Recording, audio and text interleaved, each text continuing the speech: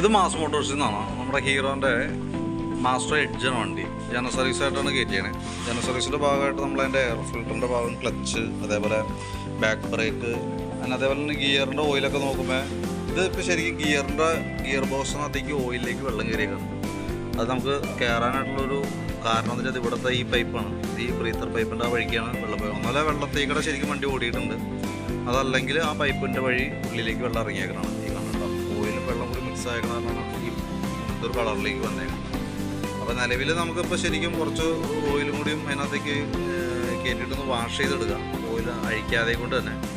പക്ഷേ നമുക്ക് പിന്നീട് അത് ഗിയർ ബോക്സിൻ്റെ സൈഡിൽ നിന്ന് ഓയിൽ ലീക്ക് ആയിട്ടൊക്കെ വരാനായിട്ടുള്ള സാധ്യതയുണ്ട്. ഗിയർ വീലുകൾ കംപ്ലൈൻറ്റ് വരാൻ സാധ്യതയുണ്ട്.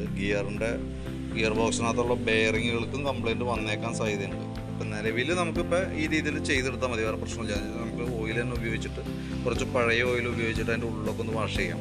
അതിന് ശേഷം പുതിയ ഓയിൽ ഫില്ല് ചെയ്യാം കേട്ടോ. പിന്നെ ബാക്കിലത്തെ ബ്രേക്കിൻ്റെ ലൈനർ നമ്മൾ ചെക്ക് ചെയ്യുമ്പോൾ ലൈനർ കമ്പനി ലൈനറൊക്കെ കിടക്കുന്നത് നിലവിൽ അത്യാവശ്യം കുഴപ്പമില്ല, ക്ലിയറാണ്. പിന്നെ ബാക്കിലത്തെ ബ്രേക്കിൻ്റെ കേബിൾ നമുക്ക് ഔട്ടർ വലിഞ്ഞ് നിൽക്കണം. അപ്പോൾ അതുകൊണ്ട് തന്നെ ജസ്റ്റ് ബാക്ക് ബ്രേക്കിൻ്റെ കേബിൾ മാറണം. കേബിൾ 1-2 കേബിളുകൾ കംപ്ലൈൻ്റ് ഉണ്ട്, ജസ്റ്റ് ഒന്ന് കാണിച്ചു തരാം. പിന്നെ എന്ന് വെച്ചാൽ എയർ ഫിൽറ്ററിൻ്റെ ഭാഗം നമ്മൾ ചെക്ക് ചെയ്യുന്നുണ്ട്. എയർ ഫിൽറ്ററൊക്കെ നല്ല രീതിയിൽ അടവാണ്.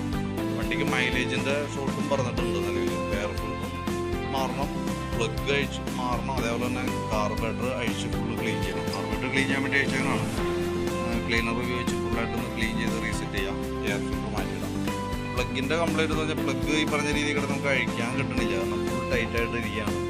കാരണം ഈ എൻജിൻ ഹെഡിൻ്റെ ഭാഗം എന്ന് പറഞ്ഞാൽ ഓവർ ഹീറ്റിംഗ് എന്ന ഭാഗമാണ് അതിൻ്റെ ഉള്ളൊക്കെ. അപ്പോൾ നിലവിൽ നമുക്കിപ്പോൾ അഴിക്കാൻ നോക്കിയിട്ട് നല്ല ടൈറ്റായിട്ട് ഇരിക്കണം. ഒരുപാട് ബലം പിടിച്ച് പ്ലഗ് വന്നത് ഈ ഭാഗത്താണ്, ഈ ഇരിക്കണതാണ് കേട്ടോ. അപ്പോൾ നമ്മൾ ഒരുപാട് ബലം പിടിച്ച് അഴിക്കാൻ നിൽക്കുമ്പോൾ എന്ത് പറ്റുമെന്ന് വെച്ചാൽ ചിലപ്പോൾ ഒടിഞ്ഞു പോകാനുള്ള സാധ്യതയുണ്ട്. ഒടിഞ്ഞു കഴിഞ്ഞാൽ നമുക്ക് പിന്നെ എൻജിൻ ഇറക്കിയിട്ട് ലെയ്ത്തിലൊക്കെ കൊടുത്തിട്ട് വേണം ഹെഡ് അഴിച്ചെടുക്കുക, ആ പ്ലഗ് അഴിച്ചെടുക്കുക. ഹെഡ് അഴിച്ചിട്ട് വേണം പ്ലഗ് അഴിച്ചെടുക്കുക കേട്ടോ. പിന്നെ അതേപോലെ ഈ ബാക്ക് സൈഡിൽ നമുക്ക് ഇത് സെക്കൻഡറി ഫിൽറ്റർ വന്ന യൂണിറ്റാണ്. ഈ ലൊക്കേഷൻ അതാണ്. അത് ശരിക്കും ഫോം ടൈപ്പാണ് നമുക്ക് വന്നത്, ഇതുണ്ടോ. അപ്പോൾ അത് ശരിക്കും പൊടിഞ്ഞു പോയിട്ടുണ്ട്, വല്ലാത്തൊരവസ്ഥയിലേക്ക് ആയിട്ടുണ്ട്. ഇത് വലിയ കോസ്റ്റ്ലി ഒന്നുമല്ല, ഏകദേശം ഒരു 50 രൂപ അടുത്തൊക്കെ റേറ്റ് വരുള്ളൂ. അപ്പോൾ അത് നമുക്കൊന്ന് മാറ്റിയിടാം, എൻജിൻ ഓയിൽ മാറ്റാം. പിന്നെ അതേപോലെ തന്നെ എൻജിൻ റൂമിൻ്റെ ഉള്ളിലൊക്കെ എന്ന് പറഞ്ഞാൽ ഇതിൻ്റെ ഉള്ളിലൊക്കെ ചെളി എന്ന് പറഞ്ഞാൽ അത്യാവശ്യം നല്ല രീതിയിൽ കയറി ചെളി ഇരിക്കുന്നുണ്ട്. അപ്പോൾ നമുക്ക് ഈ കണ്ടീഷനിൽ തന്നെ ഫുള്ളായിട്ടൊന്ന് വാട്ടർ സർവീസ് ചെയ്തതിന് ശേഷം ഒന്ന് റീസെറ്റ് ചെയ്യാം. കാരണം ഇതിൻ്റെ ഉള്ളത് കാണുന്നത് ചെളിയാണ് കാണുന്നത്. ഇവിടെയൊക്കെ ആയാലും മണ്ണും ചെളിയൊക്കെ ഫുള്ളായിട്ട് ഇരിക്കാം. അതൊക്കെ ഒന്ന് ഫുള്ളായിട്ടൊന്ന് അഴിച്ച് വാട്ടർ സർവീസ് ചെയ്തതിന് ശേഷം ചേസിൻ്റെ ഭാഗം ഒന്ന് പെയിൻറ്റ് ടച്ച് ചെയ്യാനുള്ളതൊക്കെ ടച്ച് ചെയ്ത് കയറ്റുന്നതായിരിക്കും കുറച്ചുകൂടി ബെറ്റർ കേട്ടോ. താമസം പിടിക്കും, പക്ഷെ അതങ്ങനെ ചെയ്തു പോകുന്നതാണ് നല്ലത്.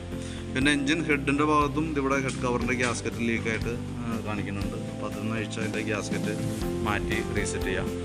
പിന്നെ ഫ്രണ്ടിലേക്ക് വരുമ്പോഴത്തേക്കും നമുക്ക് ഈ ഒരു ബ്രേക്കിൻ്റെ കേബിൾ ലോഡായിട്ട് നിൽക്കുന്നുണ്ട്. ഫ്രണ്ട് ബ്രേക്കിൻ്റെ ഈ ഒരു കേബിൾ നമുക്ക് മാറ്റിയിടാൻ കേട്ടോ. പിന്നെ നമുക്ക് ഫ്രണ്ട് വീലൊക്കെ അഴിച്ചിട്ട് നമുക്ക് ക്ലീൻ ചെയ്യും, ബ്രേക്ക് ക്യാമൊക്കെ ഒന്ന് ക്ലീൻ ചെയ്ത് റീസെറ്റ് ചെയ്യും, ഗ്രീസിങ് നടത്തും. പിന്നെ അതേപോലെ ബാറ്ററിയുടെ കണ്ടീഷൻ നമ്മൾ നോക്കുന്നുണ്ട്. ബാറ്ററി നമ്മൾ ചെക്ക് ചെയ്യുമ്പോൾ 2023 മോഡൽ ബാറ്ററിയാണ് ഇത് ഇരിക്കുന്നത് കേട്ടോ.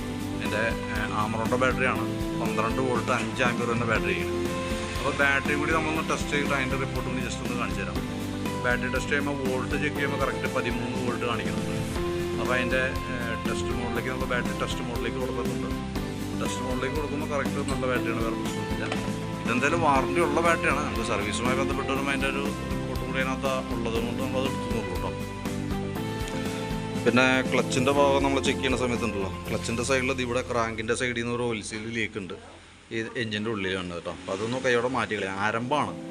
പിന്നെ എന്താ ഇതിനകത്തൊക്കെ അത്യാവശ്യം നല്ല രീതിയിൽ പൊടി കാര്യങ്ങളൊക്കെ ഉണ്ട്, അപ്പോൾ ഒന്ന് ക്ലീൻ ചെയ്ത് റീസെറ്റ് ചെയ്യാം. പിന്നെ ബെൽറ്റ് മാറേണ്ട ടൈമും ആയിട്ടുണ്ട്. ബെൽറ്റ് ഓൾറെഡി പൊട്ടി തുടങ്ങിയിട്ടുണ്ട് ഈ സൈഡൊക്കെ. ഇതൊക്കെ നല്ല രീതിയിൽ പൊട്ട് പോകുന്നുണ്ട് കേട്ടോ. അപ്പോൾ അതൊന്ന് മാറ്റിയിടാം. അപ്പോൾ അത്യാവശ്യം വേണ്ട ഈ ഭാഗങ്ങൾ പെടുത്തിട്ടേ നമുക്ക് ഗിയറിൻ്റെ ഓയിൽ, അതേപോലെ തന്നെ ബെൽറ്റ്, ബാക്കിലത്തെ brake, cable, carburettor cleaning, air filter, അതേപോലെ ഫ്രണ്ട് ബ്രേക്കിൻ്റെ cable, engine oil, secondary filter, ഇതെല്ലാം പെടുത്തിയിട്ടുള്ള എസ്റ്റിമേറ്റ് നോക്കിയിട്ട് അതിൻ്റെ ഡീറ്റെയിൽസ് ഒന്ന് വാട്സാപ്പിലേക്ക് സെൻഡ് ചെയ്തിട്ടുണ്ടോ. അതിനകത്ത് പ്രത്യേകം ശ്രദ്ധിക്കേണ്ടത് വെച്ചാൽ നമ്മൾ പ്ലഗ് എന്തെങ്കിലും നമുക്ക് മാറ്റാതെ മാറുകയില്ല, എന്തായാലും അഴിക്കേണ്ടി വരും. അഴിക്കുന്ന സമയത്ത് ഒരു പക്ഷേ ഒടിഞ്ഞാൽ നമ്മൾ അതൊന്ന് അഴിച്ച് ലെയ്ത്തിൽ കൊടുത്ത് ക്ലിയർ ചെയ്ത് എടുക്കേണ്ടി വരും. അതിൻ്റെ ഒരു താമസം വരാൻ സാധ്യതയുണ്ട്. അപ്പോൾ ഞാൻ എന്തായാലും അഴിച്ച് നോക്കിയിട്ട് അതിൻ്റെ ഡീറ്റെയിൽസ് പറയാം.